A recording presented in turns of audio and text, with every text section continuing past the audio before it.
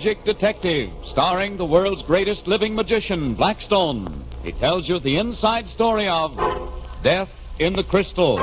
And right after the story, Blackstone will explain tricks that you yourself can perform.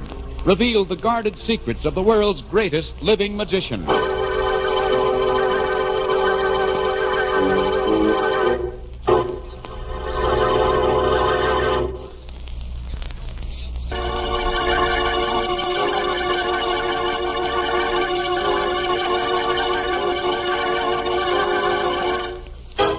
And now, stand by for Blackstone, the Magic Detective. I didn't know you told fortunes, Blackstone. I don't. Why? Well, isn't this a fortune teller's crystal? Well, yes, and then again, no. What do you mean by that? It might be, and then again, it might not be. Oh, watch out, Blackstone. Don's getting all red in the face, the way he always does when we tease him. Are you puzzled, Don? Well, you're talking in riddles, Blackstone. Is it or is it not a fortune teller's crystal? Well, yes, Don, it is. But it isn't, really. Oh, stop it, you two. Well, death was predicted in that crystal once, Don. Death for Blackstone. And for a few moments there, I thought the crystal was right. Well, what's the story? Well, that crystal belonged to a Dr. Scorpio. I first heard about him from a Mrs. Gillingsworth. Oh, Mr. Blackstone, he's the most wonderful man. He sounds like a very interesting fortune teller. Oh, mercy, no. He's a doctor of a doctor of whatever it is that predicts things. Oh. Have you been to him? Oh, yes, and he told me just exactly where they were and who had done it. He told you where what were and who had done what. Promise not to tell? Oh, sure, we promised. Yes, of course. I had a diamond necklace. Oh, did you know? Well, this one, as a matter of fact. I was quite famous for it. Well, one day it was stolen. I was so upset, my dear. You went to the police? No, I couldn't. You see, this necklace is paste. I couldn't go to the police and say my diamonds had been stolen. It would have been a fib. And you couldn't say it was just paste, because then people would have found out. That was it exactly. I've never breathed a word of it to anyone except my 4 best friends. It's my own little secret. I can see that. Well, when the necklace disappeared, I was desperate. I didn't know which way to turn. And then someone told me about Dr. Scorpio. And he told you just where the diamonds were? Exactly. Oh, you must go to see him, my dear. You'll be mad about him. And do go on a Wednesday afternoon. Why Wednesday? Because then that horrid Miss Fanning that works for him won't be there. Oh. She's most disagreeable. She won't let you have a moment alone with him.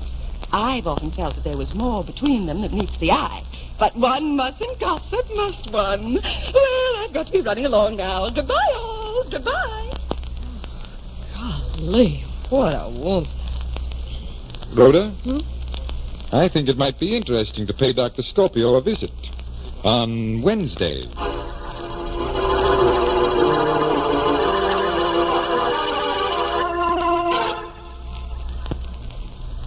Now, Rhoda, listen carefully. I'll go into Dr. Scorpio's house. In 5 minutes, I want you to go in that open window over there and search the place. Right. I'll meet you back here in the car in an hour. That means we can get back to the hotel by sunset. Okay, Maestro. Good luck, Rhoda. See if you can find any traces of stolen jewelry. Scorpio reveals much more than he could possibly guess. Goodbye.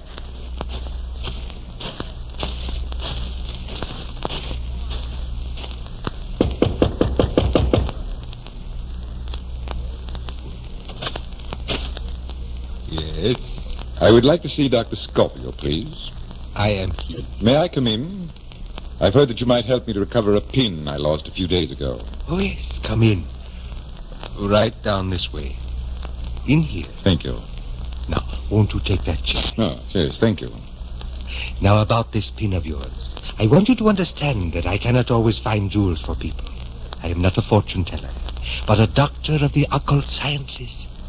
I do not claim to be infallible. So I understand. Now, if you will just look into this crystal a moment. But, I don't understand. A crystal? Isn't that a prop used by many cheap fakes? You are very intelligent, Mr. I use the crystal simply to make my clients concentrate. It is a device, that is all. Any object would do, of course, but a crystal seems to be expected by so many people, it seems simpler to give them what they want. Yes. So if you will concentrate, please. Yes. Thank you. Oh, you knocked him out. Miss Fanning, what is the meaning of this? And who is this woman you have with you? You hit Blackstone with that gun. He's unconscious. I'm very sorry, Dr. Scorpio, but I found this woman searching the library when I came back from my walk. She had found the... Who are you? My name's Brent, if that'll help any. What are you doing here? Sightseeing. Did you say this man's name was Blackstone? Well, what of it? I see. The magician who plays at being a detective. Very interesting. Tie them up, Fanning. Very good, Dr. Scorpio.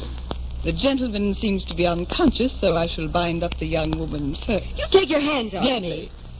Then I shall be forced to use the end of my pistol on your head, just as I did on your supine friend. You win, Toots.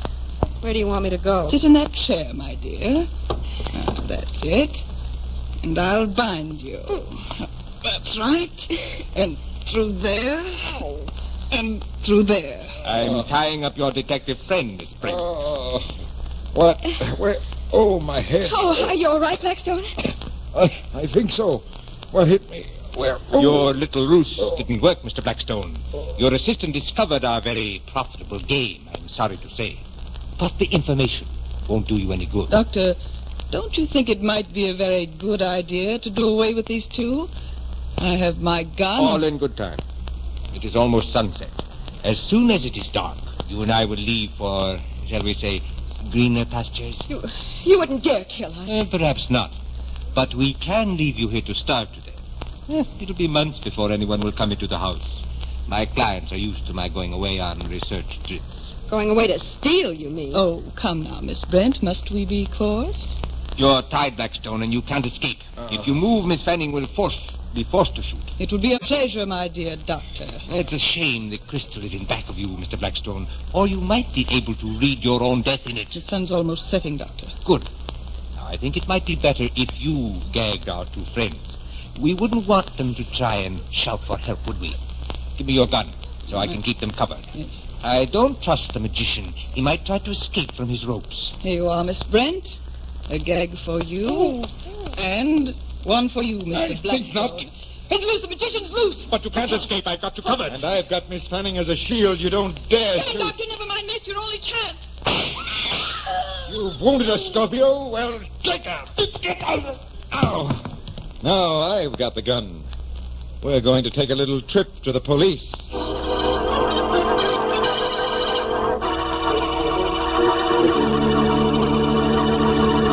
You mean you threw Miss Fanning at Dr. Scorpio? Exactly, and the force of the blow knocked the gun out of his hand. Oh, but Blackstone, how did you escape? You couldn't have moved. I didn't. The setting sun was coming in the window, you remember. The crystal ball behind me caught the sun's rays and converged them onto the rope and acted like a burning glass. It severed the ropes by burning them. That's all there was to it. Was Scorpio really a crook? I should say he was. He stole practically everything he could lay his hands on. What he couldn't dispose of easily, or what wasn't really valuable, he returned in his role of seer. Oh, it made a perfect cover-up. So another mystery was solved by magic. Right, Don. And what's the trick this time, Blackstone? To begin with, we use a piece of string about 2 feet long. Here, look it over, Don. And what else? A small paper tube. See it? Yeah, I see it. That looks about the length of a drinking straw. Yes, a drinking straw would do perfectly for this trick if you happen to have one handy. But if one isn't handy, you just roll a tube. That's right, Rhoda. Now, give me the string, Don. I'm going to push the string right through the tube. There you are. That looks fair enough. Now I fold the tube in half right down the middle, string and all. So the ends of the string are hanging side by side. Just as you see them, Rhoda. Only I have to pull the ends a trifle to get them even.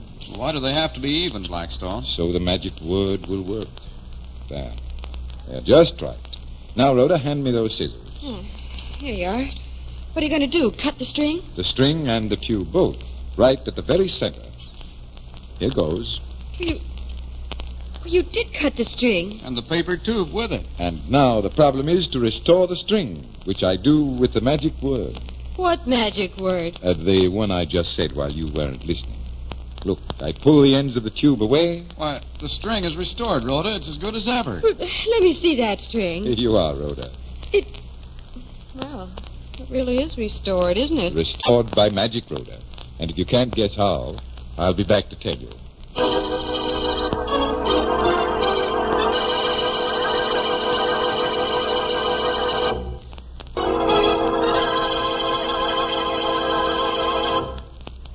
Now, what about this wonderful string that restores itself, Blackstone? Well, Rhoda, the trick wasn't in the string. It was in the paper tube.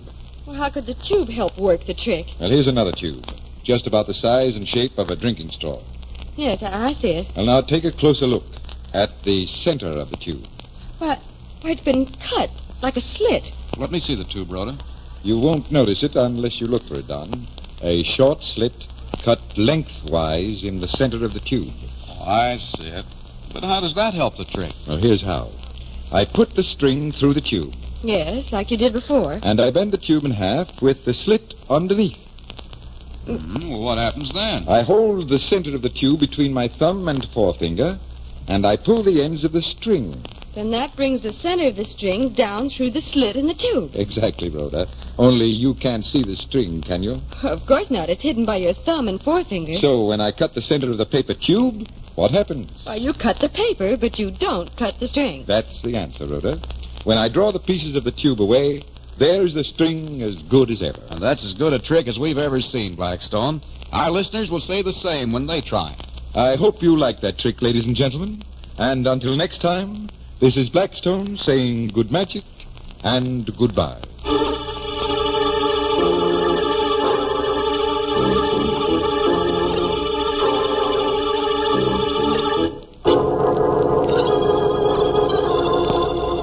Be with us next time when the world's greatest living magician, Blackstone, tells us the story of the Hindu sword cabinet and explains more tricks that you yourself can perform.